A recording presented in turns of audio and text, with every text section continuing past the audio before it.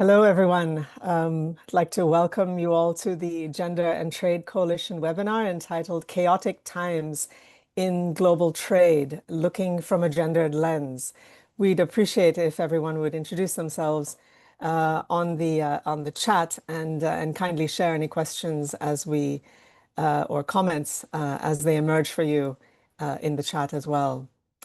So welcome once again on behalf of all the co-conveners of this event, which includes Third World Network, Wide Plus, Femnet, IT for Change, Third World Network Africa, and AWID, and Regions Refocus, my organization. So let me begin. The election of Donald Trump almost a decade ago in 2016 was really not a paradigm shift. It was simply another chapter in US imperialism and racism. Former US Presidents George W. Bush and Barack Obama, who were on supposedly opposite sides of the US political spectrum, both advanced neoliberal and interventionist military policies across the global South. Both waged wars in the Swana region, which were rooted in a lust really for oil profits. Both effectively looted the countries they invaded. So if this was 100 years ago, would we call it colonialism? It's vital to understand that the United States has a fundamentally neo-colonial relation with much of the global South. And this is true regardless of the party in power. This is not simply a Democrat or Republican position. It's about the US place in the global economy. Trump imposed tariffs in his first term as well. What we're seeing is not a new trend. Importantly, Biden did not reverse course once he was in office and do away with the tariffs that Trump had imposed. He abolished the tariffs on Europe, but not on China. Despite repeatedly picking on the tariffs on China during his own election campaign as proof of sort of Trump's failure to understand the global economy, he didn't end the tariffs on China. Biden used the same false argument that we're seeing Trump use today, that this will bring manufacturing back to the United States. And in this term, Trump has been increasingly ideological, right, under the guise of being, quote, America first. He's brought back the same radical right-wing agenda, which is anti-LGBTQ, anti-women, and except now, he doesn't have any fear of consequences whatsoever, right? After being elected once again on basically sort of escaping culpability after inciting what we could call as an attempted coup. So he's being even more brazen. He's discussed rolling back laws on equal pay, anti-discrimination. He's refused to raise federal minimum wage. He's reduced access to affordable childcare, union busting. I mean, perhaps most infamously, he's appointed judges who have enabled the overturning of the federal right to abortion. I mean, there's no question that his domestic policies are having very particular effects on women within the United States, especially women of color and poor women. Women live disproportionately under the poverty line in the United States. 20 million women live in poverty compared to 16 million men. I mean, that's more than 10% of women in the United States who live under poverty. And the reason I'm sharing this background is because these conditions are very connected to the conditions of women in the global South, which we'll hear elaborated by each of our panelists today as well. So looking to the global South, last month on April 2nd, as we all know, Trump added a 10% across the border base tariff, right, on imports, plus additional reciprocal tariffs. And although the reciprocal tariffs are on a 90-day pause, and their economic benefit has, for the moment, been avoided, they're causing really widespread panic for countries across the South. And this is exactly the intent. They need not ever be imposed to achieve their goal. Trump is threatening, blackmailing, and bullying countries to adopt concessions, dictating how to regulate, how to form policy, including development policies. He's in violation of all multilateral trade rules and codes of conduct. I mean, since announcing and then pausing his so-called reciprocal tariffs, he has secured a highly controversial trade deal with the UK, and trade agreements are currently being negotiated with a whole swath of countries, including India, Vietnam, the EU, many others. While we know that Trump's tariffs affect all countries in the global trading system, they pose a far greater threat for countries in the global South. Their sheer survival in the global economy is at risk. And if we look closer at who really bears the brunt of the shock waves he sends, it's women. in the South. They have the most to lose from defunded social investments in education, health, and social protections. This money will be pickpocketed from governments in the South. This means an even higher dependence on debt and exacerbating existing problems related to chronic revenue shortfalls. At a very basic level, in terms of trade justice, it means the continuation of primary commodity export dependence. So to go back to the context I set at the outset, these reciprocal tariffs are being used as unilateral measures to further the US imperialist agenda, to enrich the US at the expense of the South, to entrench patterns of unequal exchange and extraction, to continue facilitating and financing the joint projects of imperialism and militarism. I mean, no doubt that despite the fact that it's not necessarily a new development, the era of bullying and intimidation through tariffs will have a destructive impact on vulnerable populations without access to key services like medicines, health, food. And this ability of the US to manipulate the global trading system this way shows the inadequacies with it and the disproportionate power of the US within it. So our panel today will analyze from a feminist perspective the massive repercussions for economies and women in critical sectors, which includes agriculture, manufacturing, digital economy, and specific impacts in Africa and Latin America.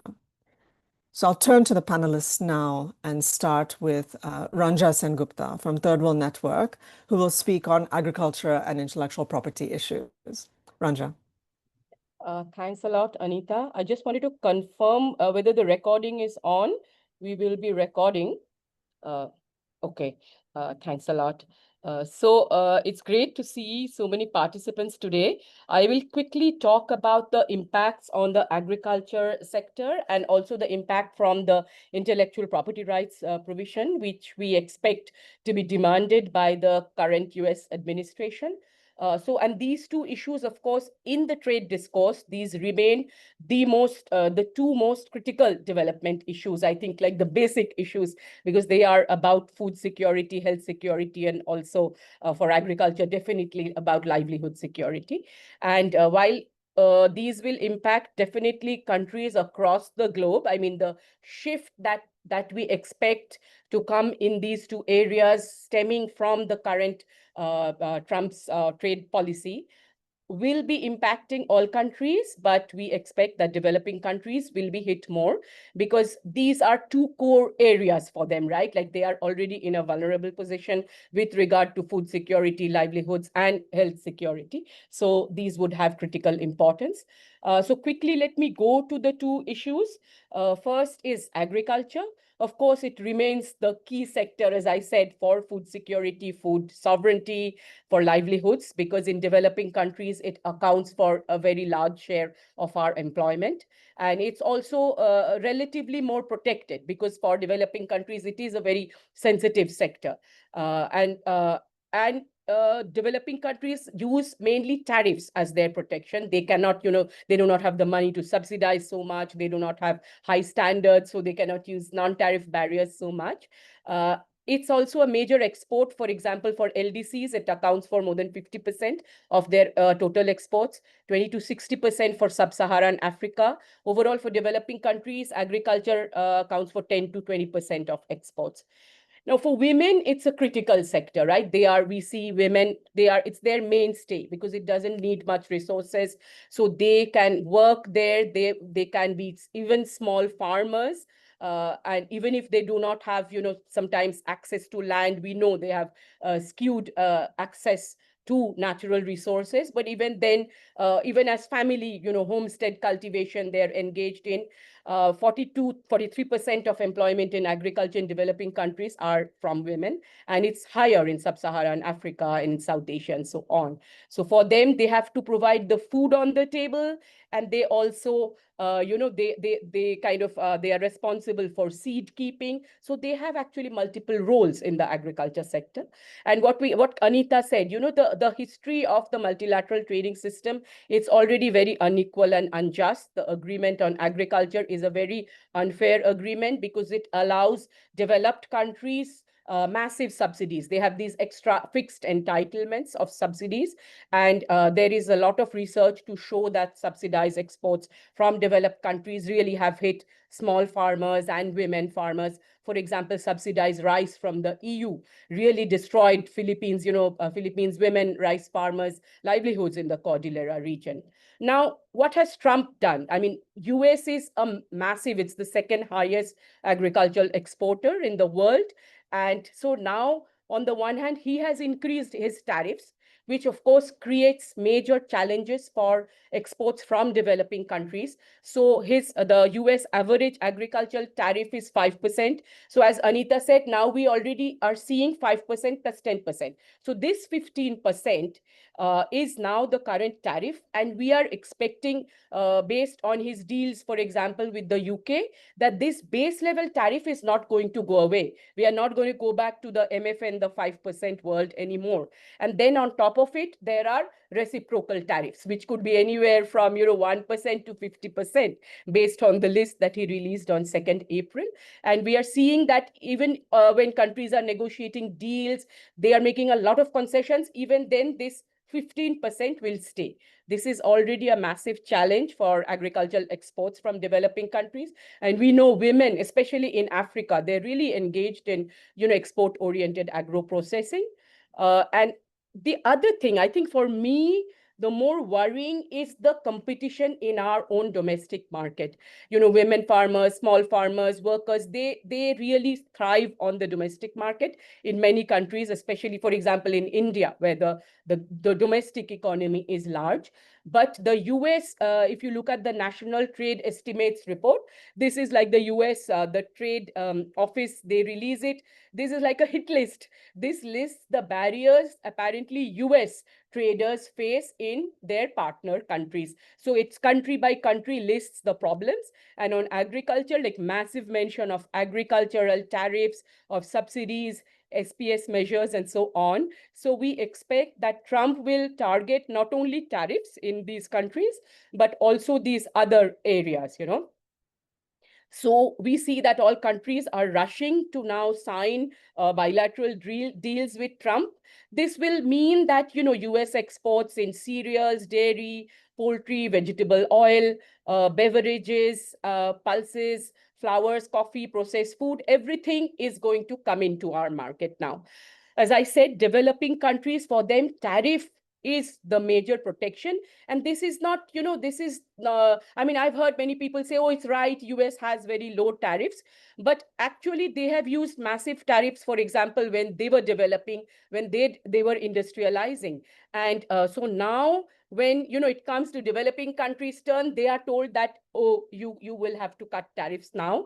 But actually, in the WTO, the Uruguay round deal was that developing countries could keep tariffs, but they have already paid massively through the TRIPS agreement, TRIMS, the GATS, and in the other areas of the WTO agreements, developing countries conceded a lot of ground, but they could keep tariffs. That was the kind of the tacit agreement in the Uruguay round. But now these tariffs are being targeted, and so they will have massive impact, we believe, on farmers across developing countries, but especially small farmers, which includes women farmers and also agricultural workers. But the interesting thing is, though the US is saying, oh, we have faced so much competition, we have trade deficit and so on, they are already a major agriculture exporter. And they have in some products, they have very high tariffs. For example, in dairy, I think it's 188% in some lines. They have massive subsidies per farmer, $32,990 trade distorting subsidy per farmer, compared to even China has $528 per farmer. And it's Bangladesh, it's 190 USD. So there is simply no comparison. Also, US is a major user of food, the food standards, actually. So US has 3,200 measures in place, and the entire all LDCs together have only about 560 measures, 600 measures. So you can see, so they are already using tools to protect their export market as well as their, the domestic market. But now they are asking developing countries to cut tariff. This is actually nothing but reverse special and differential treatment, frankly. So, and it's not just tariffs, it's also they will be asking, from the report, it seems clear, they'll be asking many countries to sign this seed treaty agreement, UPO of 1991, and then also investment. We do not know. These will lead to loss of control of small farmers over seeds and also control over natural resources. So these would again put women in even more unequal position. So let me quickly move also to intellectual property rights. So like the AOA, the TRIPS agreement has also already caused havoc in developing countries in terms of access to medicine. It has raised prices of medicines globally. It has threatened generic medicine production in developing countries. And women already face unequal access. We know that that's the on the ground reality, right? And this has been exacerbated by the TRIPS agreement. Now in FTAs, there are already demands for TRIPS plus provisions. So, there's like, for example, for me, when this is a very shocking example, which that's why I always speak about this. I was speaking to HIV infected couples, and the women, I mean, in India, they get free medicine up to a certain point, but sometimes there is no stock of those medicines. Then they have to buy the patented medicines from the market. And in HIV infected couples, the woman often gives up the treatment because the man is the breadwinner. So therefore, he must continue treatment. Now, the trade agreements will tell you, oh, it's gender neutral. But the fact is, it's not. On the ground reality is it's not. And women, that means they become completely vulnerable. We've seen, medicine prices for breast cancer and then COVID vaccine access. It's again, there is a kind of a skewed element. It is skewed against women. So Trump is now, as I said, from the NTE report. In fact, that report is absolutely very interesting. I can put a link here for you all if you want. So Trump definitely wants TRIPS plus provisions. And he would also, I mean, the US government, as Anita said, whichever party they belong to, US has always attacked developing countries' use of the TRIPS flexibilities. For example, use of compulsory license. What is a compulsory license? If there is the price of a certain medicine, it's very high because it's patented by, say, a very big global pharmaceutical MNC, which often is the case. A government, if they want, they can issue a compulsory license to allow a generic producer, which produce small scale copy medicines, very cheap prices. So the government can give a license to the company to produce. Now, US hates that. So US has really gone after developing countries who have used compulsory license. And so we will see more of this kind of pressures being exerted through these bilateral deals. This is going to have massive impact on health security. And then you combine it with the US aid cut, which means that, women will be giving up treatment. I mean, everybody will be hurt. Poor will be hurt for sure. But women will definitely be having even more unequal access now. And it's not only women, communities like LGBTIQ who already face a lot of discrimination. They do not have access. They often they have these biases against working against communities like that. And I think even for them, access to medicine and treatment will become very, very problematic. So let me just conclude by saying that, yes, we expect countries around the globe to be affected. Some countries, especially richer countries, can fight back. For developing countries, their dependence on agriculture and health, health system will be really challenged, I think. And WTO rules, of course, we know it's been extremely problematic. And I know some people are really thinking, okay, this is a great moment. WTO will collapse and maybe we can bring in a better system. But my worry is this move towards bilateral deals, with very problematic provisions. And then it's not, if you think that, okay, we'll just sign a deal with the US and okay, we'll make concessions only to the US. It's not going to happen like that. For example, EU is already clearly saying that whatever deal you give to the US, we will expect same deal in our FTAs. So in a way, it will be multilateralized even through the FTAs. And then maybe again, it will come back to the WTO to be multilateralized. So yes, at this this point, I think, very worried. And I think agriculture and IP issues will create massive challenges for our food and health security and also livelihoods.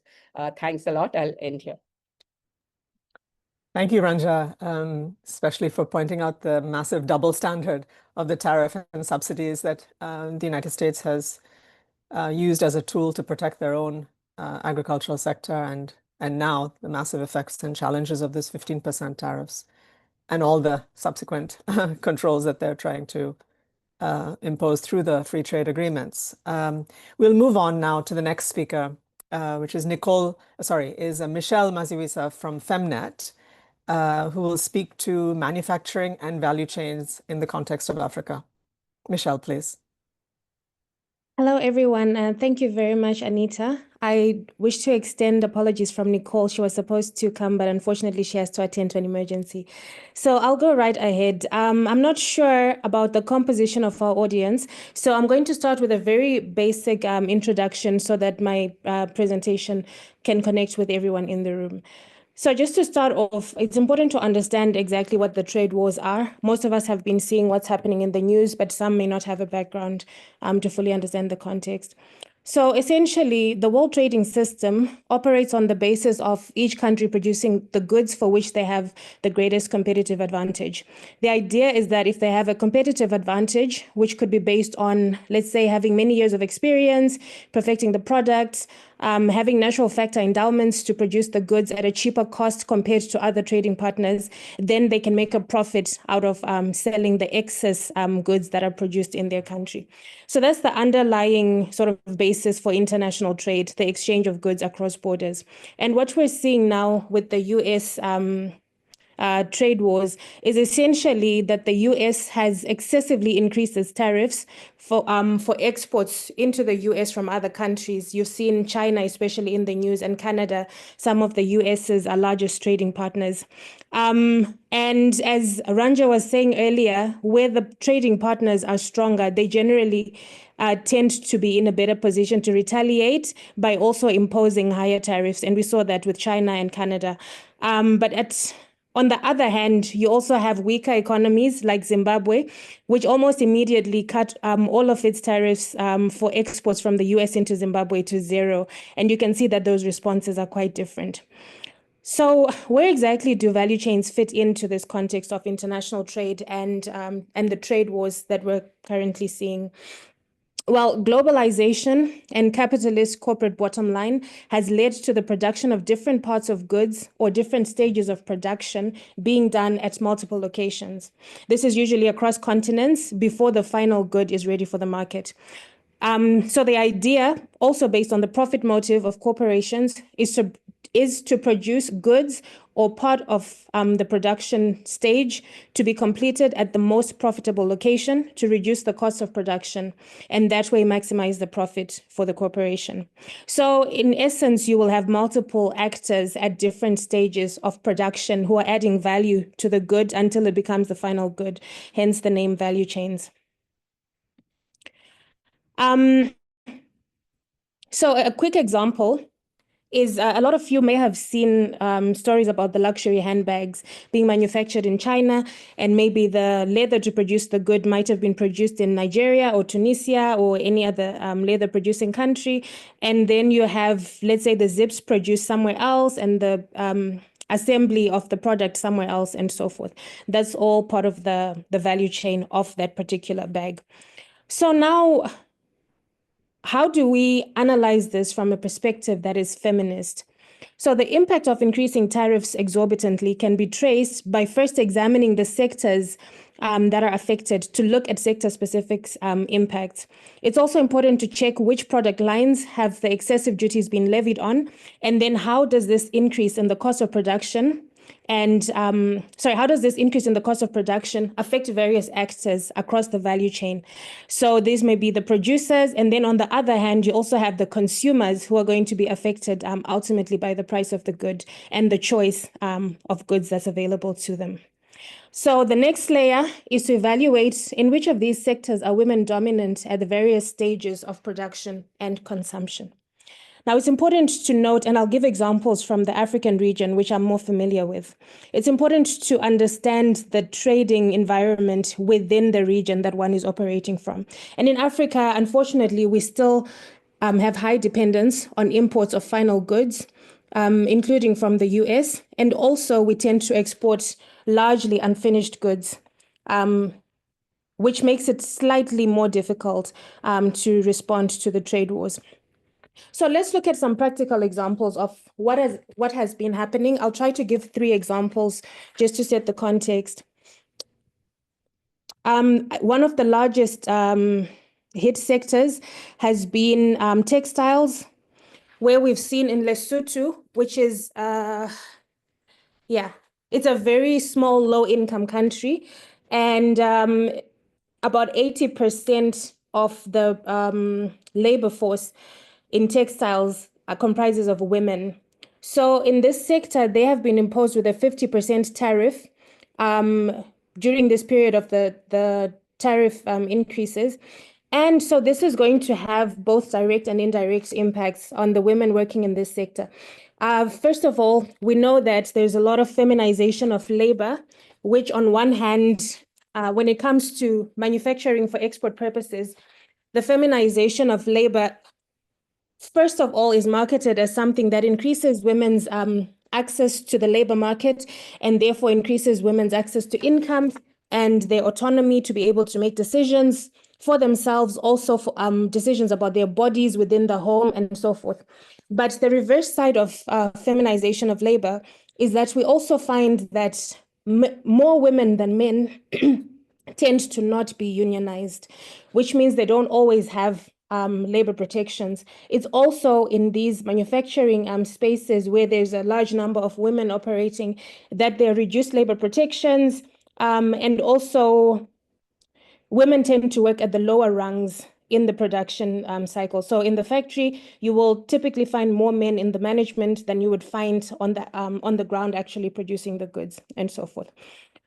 So there's also further exploitation of female workers. And one of the risks that this tariff hike poses for Lesotho is that when the tariff is increased so much to 50%, it means that any goods that are being exported, any textiles that are being exported from Lesotho into the US are now incurring a higher production cost of that additional 50% in order for them to enter and have access to the US market. That means when the goods reach the US market, they're going to be more expensive than other goods that are produced in the US or other countries that have not been levied the same tax. So that already reduces the competitiveness of the Lesotho textiles that would be exported into the US. So what that then filters down to is that the local producers might not be able to sustain that competition and might end up folding, which would result in people losing their jobs on one hand. On the other hand, it may result in even lower labor protections because the less jobs available if companies shut down means the less options people have and the more willing people are to take all kinds of jobs, even if they don't have adequate labor protections. So for this particular sector, which has 80% women, that presents a very real risk that a lot of women risk having further labor exploitation or actually getting out of jobs.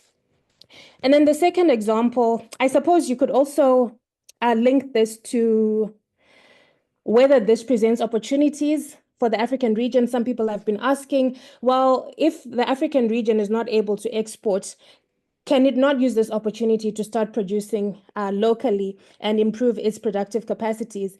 And can it maybe maximize on the African continental free trade area to either start producing and investing in other African countries that don't have those taxes, or actually just exporting to other African countries?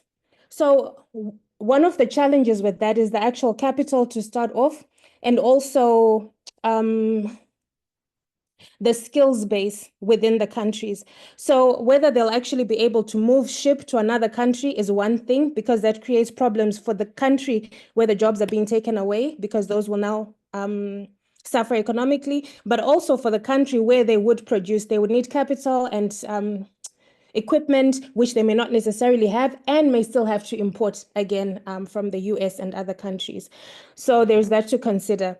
The second example, the second example I want to look at is in South Africa, the manufacturing of motor vehicles for export. So the Western Cape and the Eastern Cape produce and assemble vehicles for export, and they've been levied a 20% tariff, which also increases the cost of production for the goods and may result in economic crisis for the country. Not crisis per se, but it will definitely impact the economy.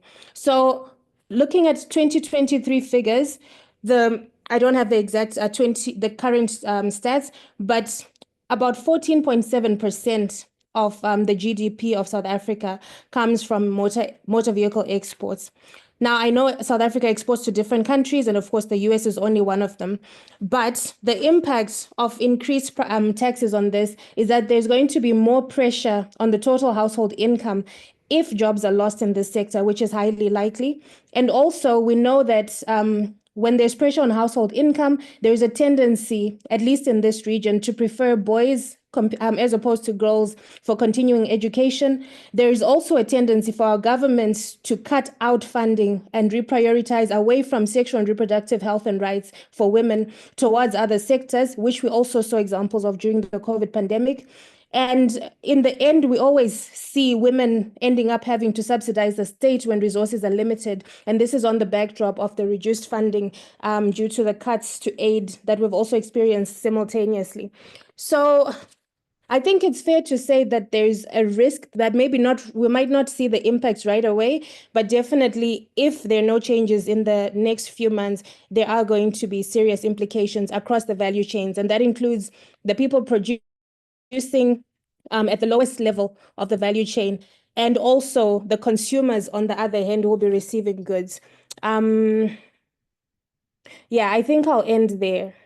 Oh, I wanted to talk about the job losses also anticipated in the shipping sector because the supply chains are being disrupted so much, and this may affect a lot of people from the African region working in the diaspora who tend to take jobs in shipping, which are not always desirable for the locals. So overall, I don't think anyone really wins out of this, and I'll leave it at that. Thank you so much, Anita. Thank you, Michelle. There's early days, and so it's really helpful to hear you speak about how this could potentially affect various sectors, from the textile sector to motor vehicles, shipping sector, and how women will be the shock absorbers. So thank you for that reading of the impacts of these massive tariffs of up to 50%. I mean, that's enormous on a country like Lesotho. So let's move on now to the next speaker, Anita Gurumurthy from IT for Change, who will speak about trade, digitalization, and digital services. Anita, please. Thank you, Anita.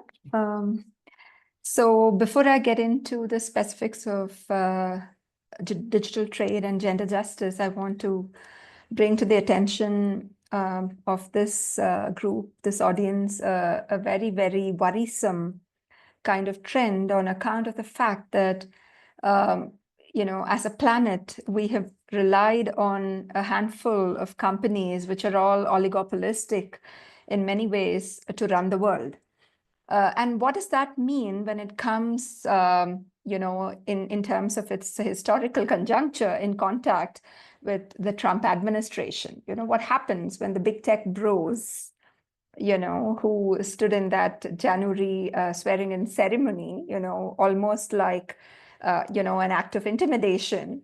And it was around the time when Mark of Zuckerberg fame had said that it's time to make the tech industry somewhat masculine, because it's, we are hesitating to be masculine. I don't know what that means at all. Given all the gendered misinformation and violence and abuse that are normalized on Meta's platforms. But nevertheless, we need to remember that in respect of the digital context, we are entering an epoch that's seeing economic and political power fuse like never before. This is completely unprecedented. And we're talking about a sector where the US knows that it must consolidate and cement its advantage and control in a new bipolar world where China is the other polar, the other superpower. So what we're seeing today is a kind of unfolding of what might otherwise be quite absurd if it were only a dream or a nightmare. But it's happening in the real world. Like Anita Nair said, we're actually seeing ridiculous, completely and patently unjust, illegitimate actions being legitimated, right? So Trump's economic sanctions, we're realizing, has far-reaching influence. So just the other day, Microsoft closed the International Criminal Court's account on its services, including the email account of the ICC's chief prosecutor because of US sanctions. And why? Of course, this move has completely paralyzed the work of the ICC, which includes very, very critical investigations, and I don't need to say more. Now The Hague found itself suddenly cut off from its US-based email and cloud platforms. In short, the tech stack, right? Email IDs, cloud infrastructures, security protocols, all of this have become a critical vulnerability point that has left the International Criminal Court. I'm talking not about, a business in Bangalore City or something like that. I'm actually talking about the International Criminal Court, completely unable to carry out its work. So this comes from Trump-era sanctions. So in Feb, President Trump signed what we now know as Executive Order 14203, which declared the ICC's investigations a national security threat and authorized freezing ICC official assets. Under that order, any US company providing services to sanctioned ICC staff could face civil or criminal penalties, forcing firms like Microsoft to completely cut off ties. So there is no choice in the matter.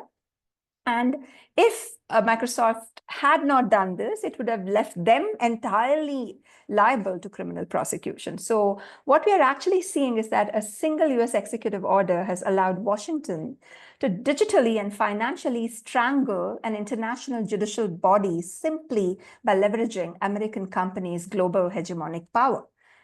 This is a big shift, right? Because much of our country's infrastructures are reliant on international digital.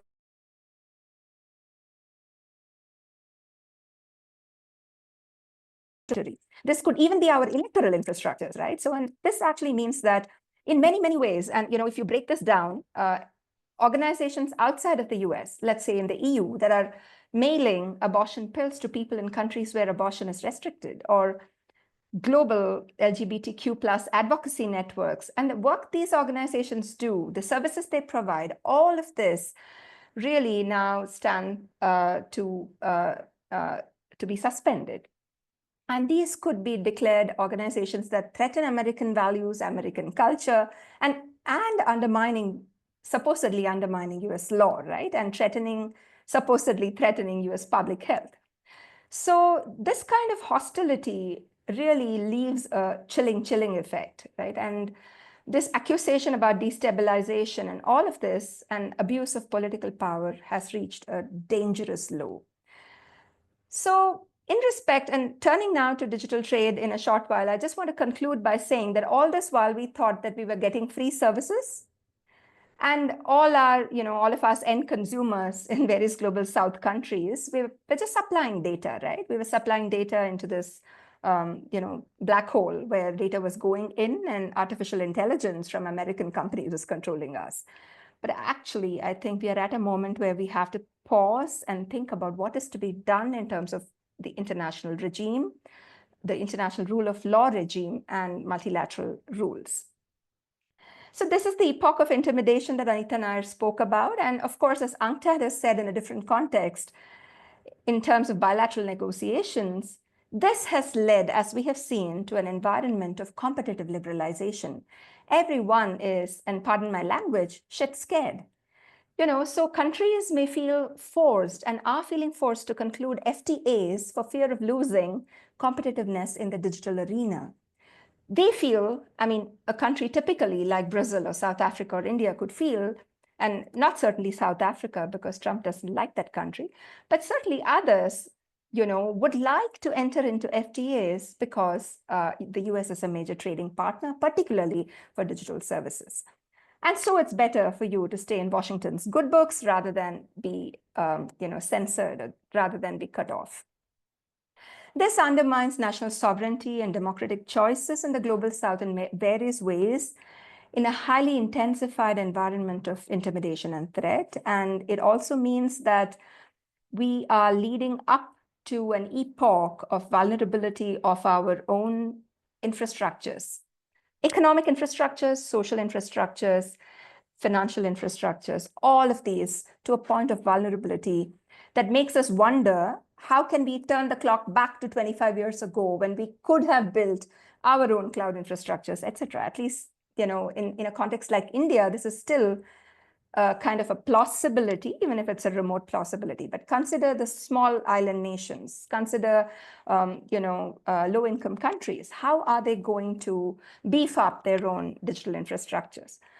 Now, shifting to this kind of reciprocal tariff issues, we already mentioned countries like Lesotho, Cambodia, Laos, Vietnam, and others, many of them where women workers have been most susceptible to trade uncertainties in garment supply chains, but not only garment supply chains.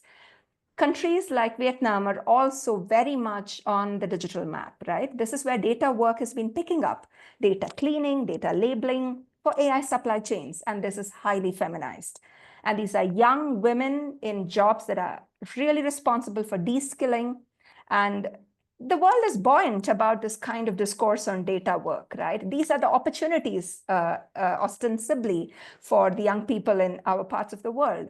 But these are also very, very compromised. And also to recall that the older BPOs have, where cross-border work used to take place, these have shut down, and women have been the first to lose jobs to any kind of automation. And this trend is set to continue. There's no, ILO's projections entirely say that come automation and out go women, right? And this is the kind of cost of, the larger politics of, de-democratization of the digital, absolutely no rules.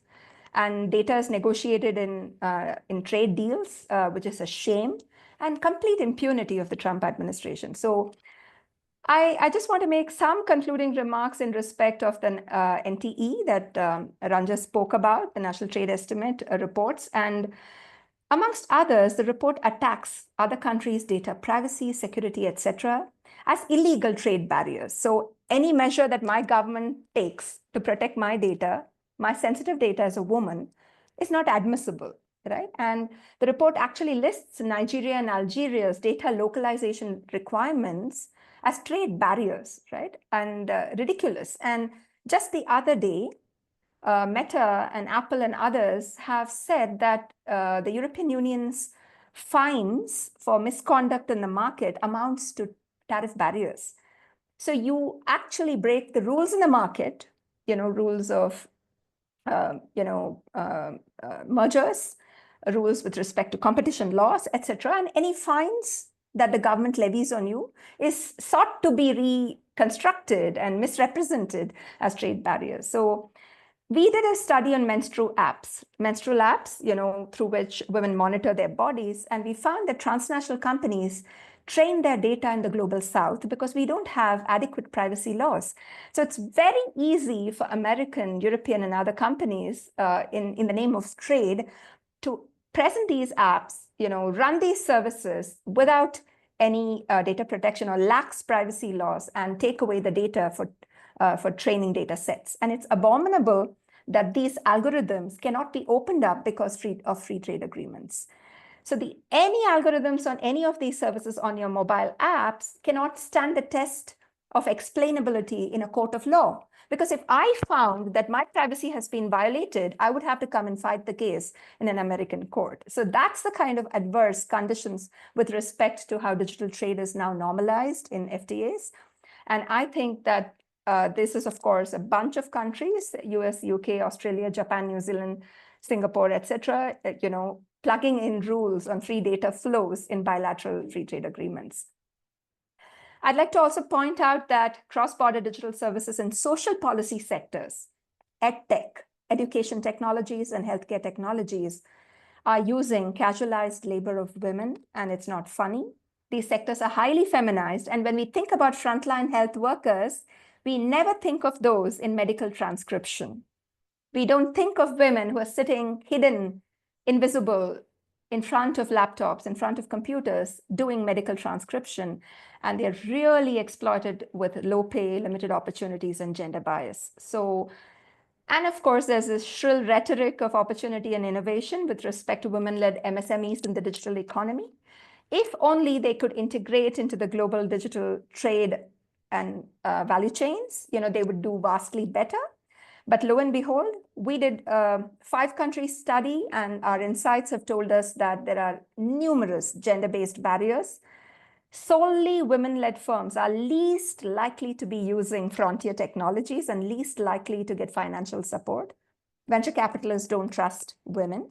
And women entrepreneurs face the highest challenges to set up upstream linkages for their businesses. So you might be doing something in the local economy, but to really link up to those sophisticated segments, in the digital economy is not possible.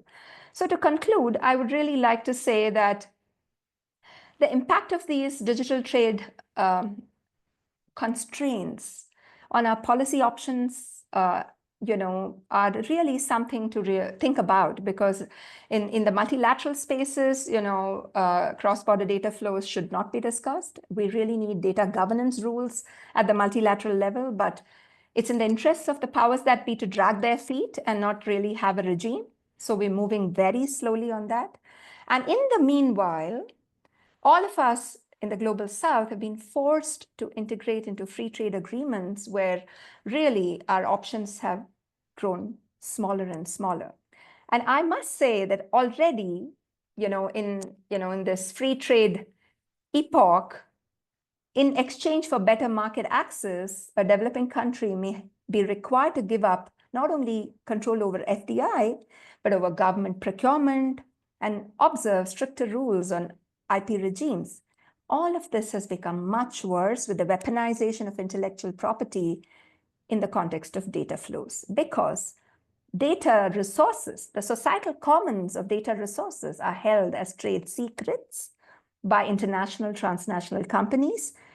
The data actually belongs to us, but we do not have a legal regime to prove it, right? So which means finders, keepers. Anybody who finds it will keep it. And there is a restriction of public goods, a hollowing out of public goods. And in these free trade agreements, we have to really read the fine print carefully. Otherwise, we risk signing away things like unified payments interfaces, protocols in our country, which are used by our central banking system, which may be treated in these FTAs as antithetical. And this leads to a hollowing out of the public domain, and any hollowing out of the public sector is bad news for women. So I'd like to really conclude that what would be the context of global South first data policies? This is an urgent requirement for all of us. We need to think through it. Of course, big tech regulation is a very important part of all of this internationally, but also I would like to submit that homegrown data and digital infrastructures become very important. Otherwise, what has happened to the international criminal courts will sooner than later happen to our countries. Thank you very much. Thank you, Anita. That unpacking really of the hegemonic power of the United States digital companies was really expansive and the unprecedented manner in which they're wielding their power, as well as the widespread effects of the free trade agreements dictating data policies before we have the opportunity to develop them ourselves. So I think it's very widespread and far-reaching implications, and I really appreciated the closing line of the South first. So let's continue in that spirit through the rest of this webinar. We'll move on now to the next speaker, Pauline van der Pallen from Third World Network Africa, who will speak to the implications of Trump tariffs on Africa. Pauline, please. Okay, thanks, Anita, and hello to everybody. I hope I can be clearly heard, and thanks to all the speakers before us, because many of the issues that they raised, speak directly to the implications that many African countries are going to face. So what happened after April 2nd? Like everybody else, it was basically a gunshot. We knew that something was happening, but we didn't expect it to be this bad. So for Africa, a continent made up about 54 countries. I mean, essentially all countries were affected with the exception of two. Burkina Faso, which is in basically coming out of a coup, and the Seychelles. And so you're not really sure what, the justification for those two were, because they're countries which are in different states of, conflict and stress. So those were the two countries which were spared, so to speak, the tariffs. And so everybody has to, deal with the 10%. But of those 54, 29 were basically, gratified to be left in the 10% zone. The rest faced tariffs from between 11 to 50%. Michelle has already spoken about Lesotho, which before China has the recent agreements to lower those tariffs, was the second highest in terms of single countries that had been imposed with the tariffs. You had Lesotho, which was imposed with a 50% tariff, Madagascar at 47%, Mauritius 40%, Botswana 37%, all the way to South Africa 30%, as Michelle is not exactly a favorite of the US right now, and Namibia and Cote d'Ivoire with 21%. And again, you're not very sure why and how, because those countries are at different levels of development. Some are middle income, some are lower middle income. Some are really struggling. A country like Madagascar is one of the poorest in the world, and so it was hit with a 47%. Whatever, if it stands, it's going to be disastrous for its people and its women particularly. So when you think about what the impacts of those tariffs are, you can group them under maybe two main headings: the economic impact as well as the political. Economically, as I said, it's likely to be destructive for many African economies because it targets their access to the US market. Goods will become more expensive. If it's not exactly something that is very popular, they might lose market. We've already heard about textiles and then the threat of increasing prices for those textiles. It's likely to increase competition for African markets between them and other countries who are, vying for access and who may be able to produce cheaper. And so therefore, there's that danger that you will lose out because of market competition. Now, we are also worried because many of our countries are producing raw materials to supply to other markets. So we can always say if Bangladesh is sourcing our cotton and Bangladesh is having the effects of the trade of the tariffs from them, maybe our cotton might not be as attractive to Bangladesh anymore. So we're worried about that level of that implication there.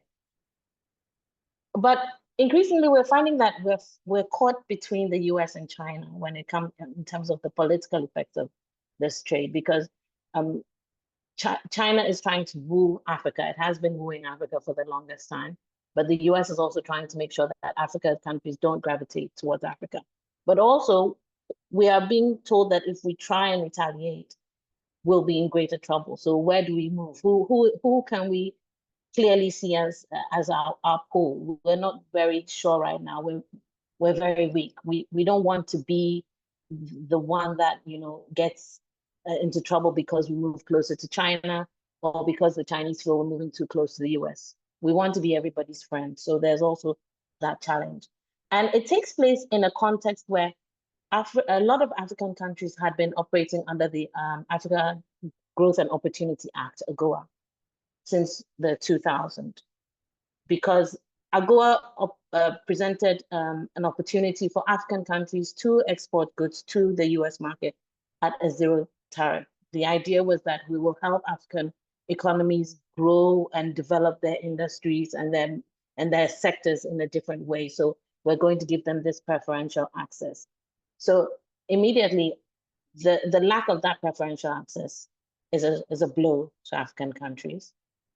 The state of the AGOA right now is not very clear I mean, already there was a question about whether it would be renegotiated next year, but with these tariffs, it looks like the AGOA has been essentially hobbled. And it's important for African women because many of the goods we produce and export to the US are produced by those women. Because if you look at the basket of goods, it ranges from raw materials, which are produced, but also small domestic or small producers sending food items, sending clothing items. So that is something that we have to also pay attention to. As Michelle had alluded to earlier, Africa is still largely a primary commodity export space. We produce our raw materials and send them out, and we import manufactured. And so for us, as she has said, it's not simply a matter of shifting from sending out the raw materials to producing all the goods that we import ourselves. At this point, it might not be immediately feasible. We have to look at that within the short term. And we're also finding that because Africa is still producing many of the raw materials that are used to produce many things, it is a site of let's say, competition for many of the countries who source those raw materials. And now, as the world is looking for more critical minerals, Africa is becoming increasingly, again, not simply a source where you get your gold and your iron, but also for other minerals, lithium. DRC has been in the news quite a lot as a space where many countries are vying for access to those minerals. So how would this be aggravated within this space is something that we also need to look at. And we want to make the point that this is happening within a space where the global markets are shifting, and China and other countries are also looking for other markets. And there's the great fear that Africa could become a dumping ground for many of the goods that they cannot send to the US market or other markets which may not be accessible to them. As we're having this discussion, we think it's very important that we look at it from the dimension that there's a shift in the global economy that you can clearly see. Different countries are beginning to assume different roles and different powers. And they are also defining their interests within this space. The point might be made that the China we see today is not the China 25 years ago. China is now this great manufacturing country, and it's advancing in leaps and bounds. And therefore, there's a contestation for who controls this space. For Africa, we think that it's important that we don't simply sit back and become the takers as we have been, because we have been for the longest time simply, at the lower end of the discussion when it comes to it, because you take the raw materials, we want to make sure that we have more say within this space. Our global economy is changing. It's, as somebody has said, the dynamics are changing within that. And we want to make sure that when the changes are taking place, we think that and that's why we think this discussion is important, that we make sure that we have a role in making our issues heard, especially considering that we have billions and billions of vulnerable people, and we cannot simply wait for the rest of the world to decide what is happening. We have to make sure that we are part of that conversation and make sure that our issues are taken up in there. And I think that's where I'll end. Thank you. Thank you, Pauline, for sort of unpacking kind of the destructive economic and political impact of anywhere from 11 to 50% tariffs, while essentially scrapping any kind of preferential access agreements that were in place. The impacts that you shared for primary commodity export economies, including, of course, the critical minerals that are so needed for a transition to, a safer and more sustainable life. And how can Africa respond to the new changing geopolitical context was a great place to end. So I'm looking forward to further discussions that pick up on Anita's comment of South first and Africa first. So we'll move on now to Edme Rodriguez from Wide Plus, who will actually speak to the context in Europe and European free trade agreements as a kind of strategy to tackle Trump's policies. Edme, please. Thank you very much, Anita. And I'm going to share my screen. I hope that it works. Yes, this is all of you have spoken from the South, global South perspective, which is and the most important issue right now. But we wanted to give a view from Europe, from the European Union, and how this is seen and it has impacted the situation in Europe. So how are most of these industries, main industries in Europe, affected by this tariffs war? And you see, these are the main areas that export to the US: medicinal, pharmaceutical products, road vehicles, general industrial machinery and equipment, electrical machinery, appliances and parts, machinery specialized to particular industries. These 5 categories make about half of all the exports to the US. They are extremely vital for the European economy. And these are the countries that are the main export countries. As you see, the bigger countries: Germany, Italy, Ireland, France, Netherlands, Belgium, Spain. And which are the gender representation in the EU pharmaceutical industry, which is also interesting here to see how it affects women in Europe. Because you see that in this case, about half of the pharmaceutical workforce in Europe are women. But in leadership roles, you have only 28% women. And of course, the top salaries, women occupied 45%, but they have also, they hold nearly 65% of the lowest positions. And in the automotive sector, which is the second big area, in the most of the workforce, women make up to only 20% of this workforce. They are in specific representation is quite low, but in leader positions, they have been climbing up to 34%. But how is this going to affect these industries? And then we have to see outsourcing, because many of the industries, most of these 5 categories that I mentioned before, are outsources. And that's applying to most of the global South. So generic medicines, it's about 75% outsourcing. You can imagine that, 75%. In contrast, innovative medicines are still manufactured in the European Union. And overall manufacturing, it's approximately 60% is outsourced to different parts of the world, where there is a dominance of Asia, where you have China and India that have become the major suppliers, with China alone counting for 45%. So automakers, for example, it's also the same situation. There is a lot of outsourcing, going 75% regarding Germany, outside Germany.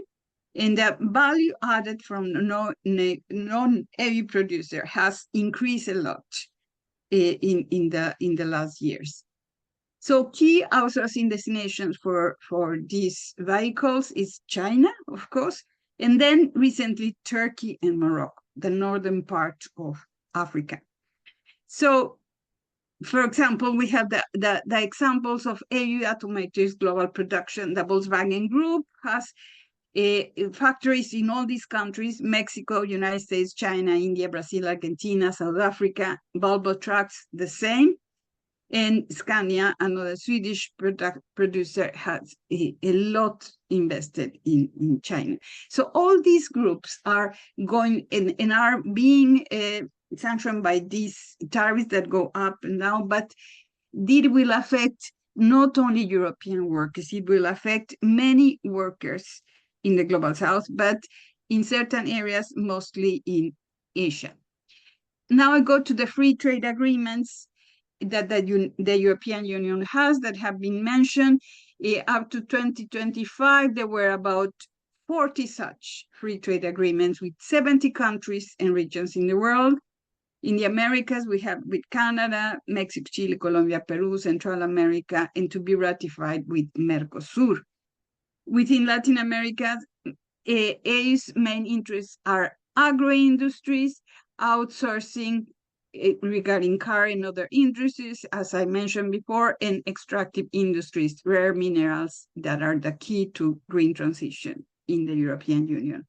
And women are going to be very impacted by these tariffs as well, because they are as producers and as consumers. So as a result of this tariffs war, the free trade agreements have become a priority for the AU decision makers. For example, the Mercosur Treaty is going to be quite soon discussed and perhaps approved. A modernized agreement with Mexico, the same. The FTA partners are important as consumer markets for finalized aid production, especially when they cannot send this production to the United States, but also as more integrated in the outsourcing chain within manufacture, agro-industries, and industries in general. For example, the FTA with Mexico has been previously used as a step forward towards more export to the US that could fall within the modernized NAFTA's free entrance to the US. But this is also being questioned now. In many of these outsourced production, women dominate within the working force. So final reflections, the new tariffs, whatever their amount, will necessarily impact in several of these key industries in Europe, affecting jobs within Europe and in the countries where these industries outsource. This will affect the already depressed economy of the European Union. The pharmaceutical industries employ most women whose jobs will probably suffer in the EU and in the outsourced countries. And the countries that have FTAs with the EU will probably be also impacted either in the outsourcing chains, suffering cuts, or in an increased interest in certain kinds of production as a replacement markets for certain goods affected by the closing of the US market. Women will most probably be affected both as producers, consumers, and main responsible for the reproduction tasks. So that was my contribution here. Thank you very much. Thank you, Edme. That was really great to hear about the position of women workers within Europe's industries and how that is so linked to the conditions of women workers in the global south, where jobs are outsourced. Also important to hear about how the priority of the state is these free trade agreements. And so I think it would be really powerful to analyze what are the sort of common trends of common positions across free trade areas. What are the key elements that we need to better understand and respond to? But thank you so much. That was really helpful. We'll move on to the last speaker before we open up to more of a dialogue with our participants, and that's to Patricia Munoz, also from Wide Plus, who will speak to the implications of the tariffs in the Latin America region. Please, Patricia. Yes. Thank you, Anita. Thank you very much. Yes, I'm also a member of Wide Plus. I'm from Chile, very quickly said, and I'm based in New Delhi. So Edme is my colleague also and comrade, together with Gail. It's a pleasure for me to speak to you, and I hope I will stick to the 10 minutes. First of all, I'm going to zoom in into the realities and complexities of how Latin America has perceived the US war tariffs and what have been their responses and possible impacts on women's rights. And I think that it's important to signal what I think it was my colleague from Africa This is a piling up like a domino effect of several wars. It has been one trade war and one effort to colonize through commodities and extractivism in Latin America since the conquest. So we have to consider that there are two ongoing wars at the moment. One is the war on tariffs, and the other one is the critical minerals war, where everyone is disputing territories that are even protected for their fragile biodiversity. So this conflation of wars is of an extreme complexity, and it is important to unpack both. Today, I will only focus on the tariffs effects on the agricultural business, but I wanted to flag it out so that we don't forget that there's more than one trade war going on in this region. Next slide, please, Gia. I think it's not moving. Let me see. Yes. Well, some of the possible impacts of this war, as perceived by Latin American governments, is not that they are positioned as fragile states from the global south. Rather, the opposite, I would say. There is a certain climate of uncertainty, volatility, and predictability, what some financial analysts from South America have called a trade roller coaster. So they are getting ready for some responses that I will show later. They are aware also that there is a global slowdown, that there will be impacts varying based on the asymmetries of each Latin American country's exposure to the US and China markets. Latin America is not a homogeneous region. There are more vulnerabilities in Central American countries and overall Mexico because of their proximity to the US. But if we move further to South America, I will show you the figures later. We see that the reality is completely different as the levels of dependence vis-a-vis US, where everyone shares high levels of dependence is with Europe and with China. The third point here, that regionally speaking, the projections for macroeconomic growth resulting from trade for the next year in 2026 will be lower than expected, as tariffs and slower growth in developed markets such as the US and Europe might take effect. In the short term, the economic impact is that they expect reduced export volumes, currency fluctuations, and potential supply chain disruptions. And from a political point of view, which governments have overlooked, I would like to highlight, inequalities are likely to increase. This is what women's movements and feminist academics are saying. They are flagging out the high risk of exacerbating inequalities because, as we know, Latin America is one of the most unequal regions in the world. Distributive policies are very old, they are very unequal, and they privilege national elites and the corporate sector, and even women from upper class. So there is a class issue, there is an indigenous issue, there is a migrancy issue. So inequalities in Latin America are not only gendered based, but they are deeply intersectional, and they have had a very varying impact on women who are not a homogeneous group. I also want to flag out that complexity. Now, one of the sectors to be hardest hit is agricultural products. And let us look at the reasons for this. First of all, Mexico is the country that has been hardest hit with the 25% of tariffs from US government. The other countries were hit ranging between 10.1, 10.2, and 10.6%. And as you can see here, their level of dependence on the US agricultural market is very, very asymmetrical. So they do not depend to the same extent to Mexico. Mexico depends almost 90% of agricultural exports to the United States.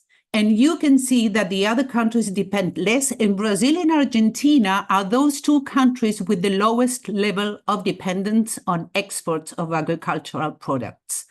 Let us move to the next slide, please, Geir. Some possible impacts and opportunities perceived by Latin American governments. Here I want to point out that there are varying responses and that they have said that they are developing some strategy, countervailing strategies, realizing that a new round of US tariffs would certainly hit their exporters, and that they would also affect those countries who currently have free trade agreements with the US and who are enjoying a zero tariff. And higher prices for commodities will also have negative effects for US consumers, women and men. For example, if we talk about commodities like berries from Mexico, Peru, and Chile, coffee from Colombia and Brazil, and orange juice from Brazil. As perceived opportunities, in fact, they see that they need to speed up processes of signing trade agreements with the European Union, what we call modernized agreements. Edme mentioned that, and with China. China is by far the greatest investor in Latin America and expanding its prominence there through the Silk Road Initiative in several countries, and also investing in critical minerals from a very aggressive stand. China is also perceived more positively, probably, than the global north, because during the COVID, they were the ones who provided COVID vaccines. So, in fact, Chile set up a factory to distribute to neighboring countries. So the geopolitical relationship that some countries in Latin America have with China is completely different from the geopolitical relationships that other countries of the global south may have with China. Now, what they are doing also, which caught my attention, is that there is a tendency to imitate Trump's tariffs. For example, in February, Ecuador tried to impose a 27% tariff on Mexican goods, and the president said that the aim was to protect the manufacturing sector within the country. Now, they are also thinking, for example, in Brazil and Argentina, of trade diversion strategies, meaning redirecting products that will be too expensive to take to the States and redirecting them to other countries, competing among themselves, and even with some countervailing retaliatory tariffs. Brazil's President Lula, when US Trump announced the tariffs, he said, okay, remember the principle of reciprocity. You increase tariffs, we will do too. So the next one, and the Mexican president said the same. So they are reacting and rethinking their strategies for trade expansion, trade diversion, with no consultation. This is important to civil society, to academia, even less with women's groups or organizations or associations, just among governments and the corporate sector and financial banks.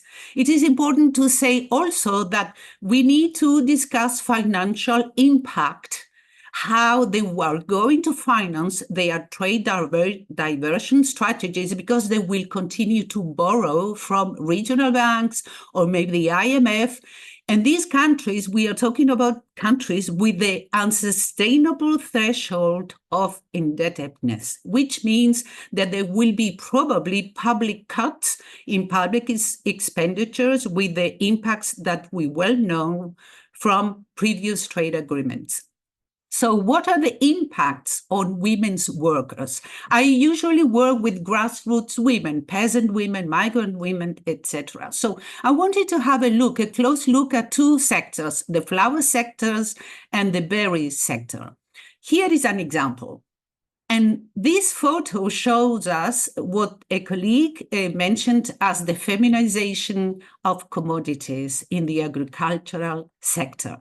So in Colombia, for example, women dominate work in the flower sector that is exported everywhere. And the US tariffs of a 10% and the threats of a 25% on these products still looms. If this happens, there will be massive losses of livelihoods and women's jobs.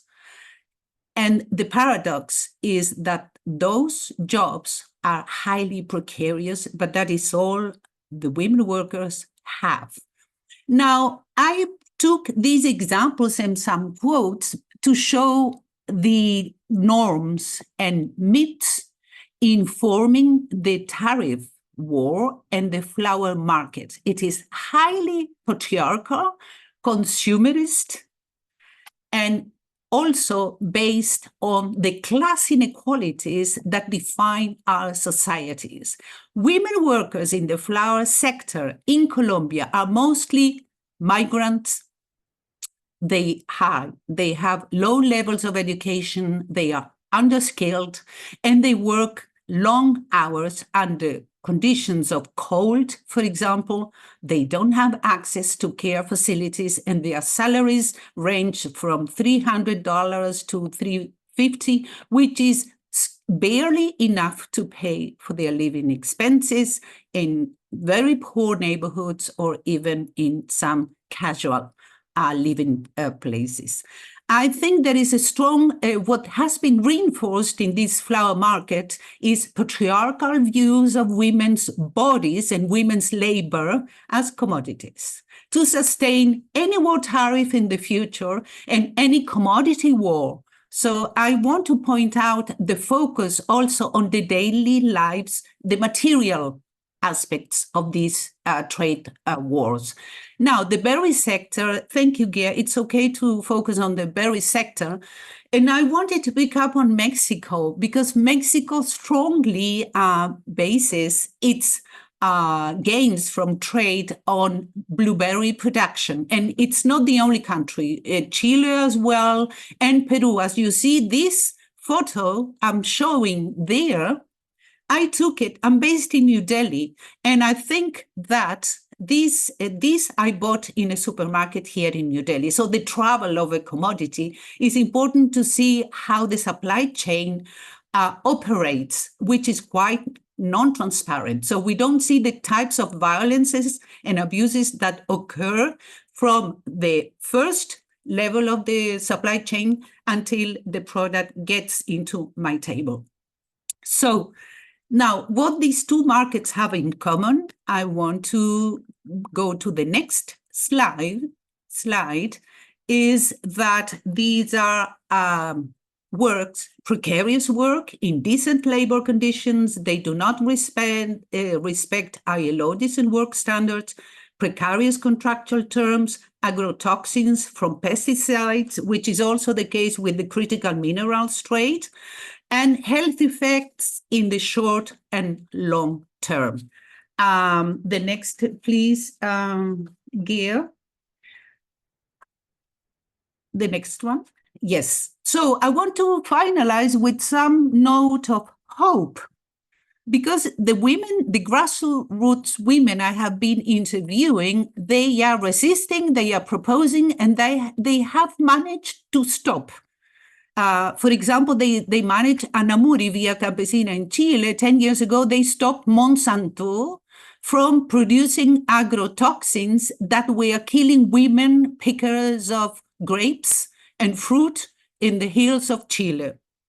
Others, the movements of women, feminist, anti-extractivist women in Latin America, they are also opposing the tariff war and denouncing the devastating impacts of the war on trade by critical minerals and agrobusiness on their bodies and on their territories. There are interesting concepts that can lead us to rethink the trade models and to push forward for some feminist-driven and intersectionally driven policies that relocate justice at the heart of global trade with local implications. Ecocide, for example, terricide, feminicide, all of them together as kind of entry points to rethink some decolonial feminist paradigms to stop the harmful effects of trade wars, old or new. Thank you. Thank you so much, Patricia. It was fascinating to hear about the higher levels, although Latin America, as you said, is not a homogeneous region, the higher levels of dependence on Europe and China, and sort of the geopolitical relations you were talking about with China, which resonate with some of the things that Pauline was saying in the context of Africa. Yes. You know, in terms of shifting global markets and looking beyond the United States. Thank you also for the rich detail around the agricultural sector, the short-term impacts, you know, the risk of public sector cuts and all the exacerbating and intersecting inequalities that feminists and feminist economists are predicting. It was really very helpful. Also, the way you frame women's labor as a commodity in the context of commodity-dependent region. So thank you very much for that. So we've actually reached the 1.5-hour mark of the webinar, which is what we had programmed, but we'd like to respond to some of the questions that have been raised by participants in the chat. So I'll quickly summarize the questions and then hand it over to any of the panelists who would like to respond. The first is alternatives to the American tech companies that dominate the global market. What are the alternatives? The second is the U.S. Tariffs stem from policy decisions to focus on export markets rather than domestic as the source of growth for macro policy stability. Is the silver lining of the tariffs that will focus on strengthening domestic and regional markets? Is that, or is there no silver lining at all? And the third is trade deals can't cover non-tariff barriers and the huge service sector, including care. Do you foresee trade deals that impact the service sector? For example, US-based HMO healthcare companies to expand beyond their borders, transnational education corporations, and so on. So in the service sector. And the final question is the recent US ODA reductions, how are these connected to shifts in trade and tariff policies? Do you observe or foresee a similar trend in Europe, with the European Union? So these are the 4 questions. Let me hand over to Anita. I think there's, sorry, is there one more? there's also a question on MDBs. Okay. Can you discuss the role of multilateral development banks in trade policies? That's right. Sorry, that was the first question. Right. Multilateral development banks in trade policy, for example, the IFC, the role they can play at large. So perhaps we'll start with Anita Gurumurthy on the alternatives to the American tech bros. I think it's sisterhood and solidarity. But I think just to say that it's a complex question because we're also talking about, the fact of these being infrastructural power, right? Because I think in our feminist analysis, we've always spoken about systemic change and transformation as essentially something that concerns structural power. But when structural power assumes infrastructural formats and forms, then the question is harder.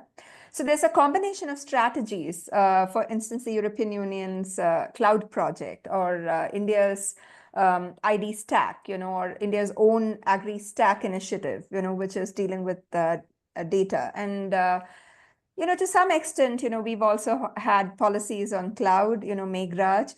But I think the network effects, the advantage of scale is always, at this point at least, it kind of resides, going with either American companies or in the Asian region with Chinese companies.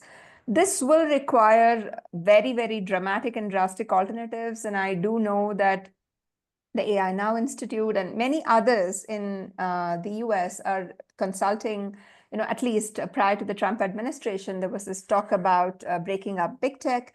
In certain other countries, there are conversations about nationalizing some of these infrastructures, right? I mean, all of that, I think, is a very, very uphill task till such time that politics is caught in this kind of lawless impunity, and we have like a global moment where authoritarian and irrational tendencies have completely ousted public debate, public reason, so to speak, from the marketplace, really. So I think the way to go is to at least build the residual infrastructures that you might need in the form of data stacks in agriculture, health, and others by having rules that do not result in this kind of, complete theft, theft of data, which results in kind of, taking away, plundering by all these international companies of our public data sets. The second also is to build our open government data sets, the digitalization of our government data sets, and putting them within a framework that doesn't allow this kind of pillage, so that, in the name of getting a service back in terms of AI and insight, we don't give away perpetually access and licenses, intellectual property to these companies. So I think that it's a bit of a balance, and I'll stop here.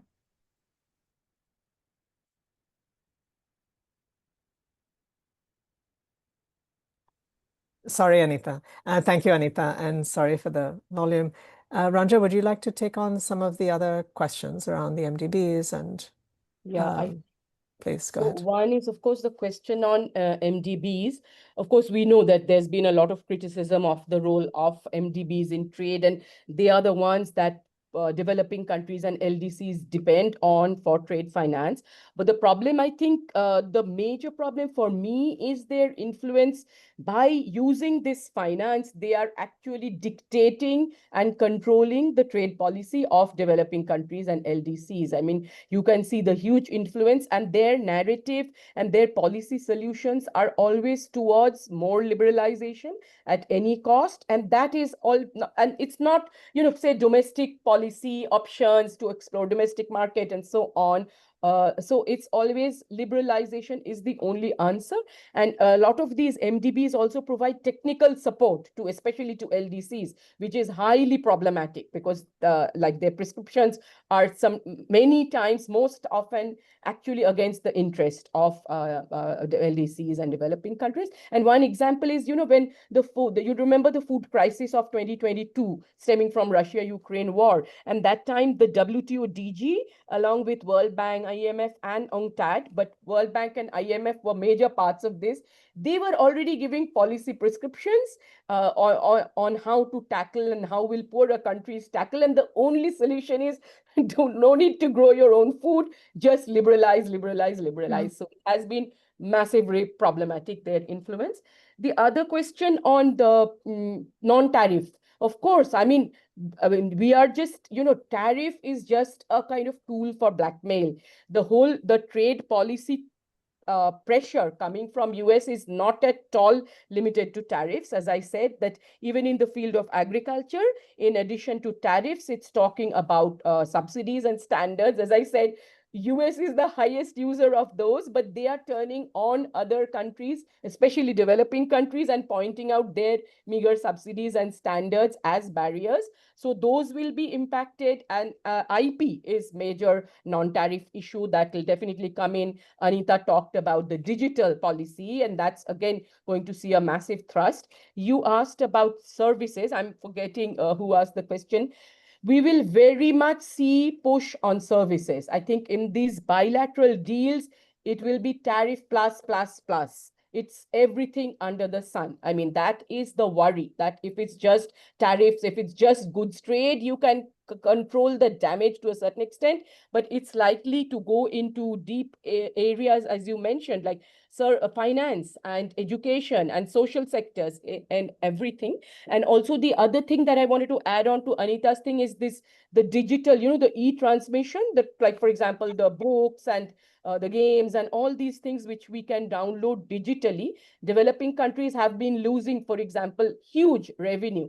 So even those areas, like Trump is saying, the developed countries have pushed developing countries to not impose any tariff on those transactions. Developing countries have lost billions of dollars because of that. But now Trump is saying that he will impose tariffs on e-transmission to the US. And whereas actually, so it's like reverse special and differential treatment now. I don't know, I think if there was, domestic market and regional, yes, of course, we would really like to see that happen, that, countries look towards domestic economies, domestic markets, and regional markets for sure. But the reality is most of these countries, our countries, are dependent, of course, currently on the US market. And also, see, not every country has a large domestic market. Like my country, for example, has a large domestic market. It has the option to look inward. But many other countries, the economic strength is not so high. But I think regional integration, like we've seen in Africa, but that also has had problems. But I mean, I think those would be the way to go. And of course, diversification of markets. Do not depend on any large market. You have to diversify your markets for sure. Thanks a lot also for the questions. Absolutely. Thank you, Ranja. Edme, would you like to address the issue of whether you observe a similar trend in the EU around aid?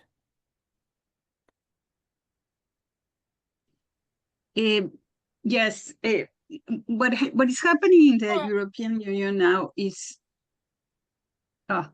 what is happening now is an extreme interest in having, as I said before, free trade agreements with other countries and have as much advantage as possible with other countries in terms of being provided by inputs and of finding new markets as well.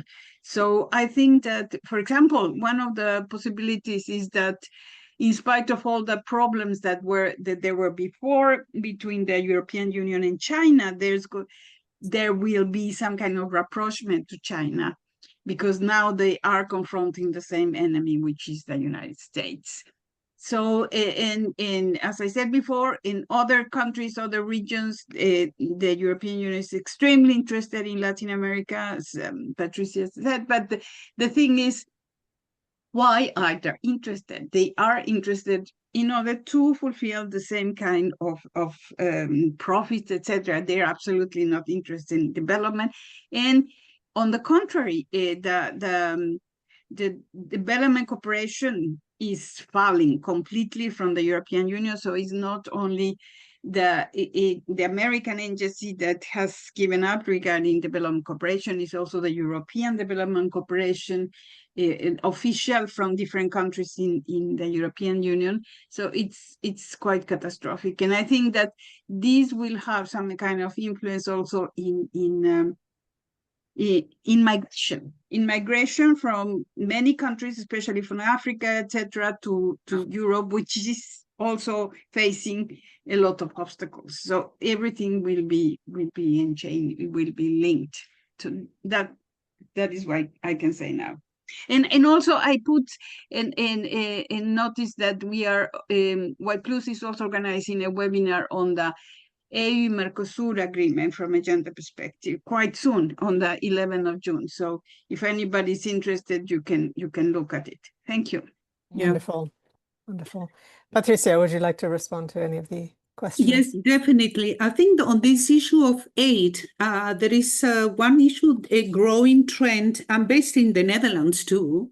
So with Amy and other colleagues from White Plus, we are following up on Europe's using development aid also to secure markets for critical minerals. So that will be also interesting for our colleagues in Africa and in India. Well, India, I'm not sure that there are so many parallels, but there is a strategic partnership with India as well. So with Latin America, what Europe is doing, as Esme said, and I will complement, is that they are using, for example, some funding new mechanisms like the Global Gateway to facilitate trade expansion, and they call it sustainable development. So there has been a shifting in terminology that is informing expansion of European trade and markets and businesses to the global south through the Global Gateway. There are billions of euros at their disposal, and they are kind of emulating, that's why they call it a new form of colonialism through development aid, and which is really privileging the green transition. So Trump too, we need to remember that his main goal is to stop or reduce dependency from China also. And they need, for example, in rare earth materials and lithium, cobalt from Africa. I think that there is a shift in development aid that is highly financial and also for security purposes. I'll give you one example. The new modernized agreement between the European Union and Chile, they included a political chapter.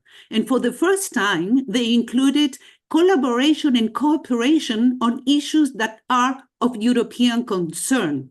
This means that, and they even talked about the war between Ukraine and Russia, Israel and Gaza, so that there is also kind of weaponization of aid to facilitate geopolitical issues that could be directly linked to European concerns and none of Latin American concerns. So see the web, the entangled web of interests informing development aid these days. That is a really powerful way to end this webinar, this weaponization of tariffs, the weaponization of aid. The tools of using free trade agreements, both and the rush to sign these and negotiate these, both from the U.S. imperialist agenda and the European imperialist agenda. I think this has been a really rich discussion at the barely a month and a half into Trump's tariffs of April 2nd. The story is unfolding. I think what we've shared in this webinar is very rich and needs to be sort of further analyzed. And I think we need to reconvene in a few months and keep tracking the implications and how we can respond to this moment.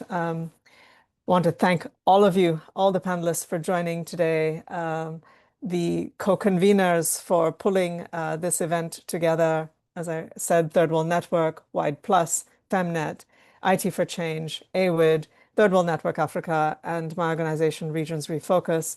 Thank you so much to all the participants for joining. We had an overwhelming set of registrants who came, and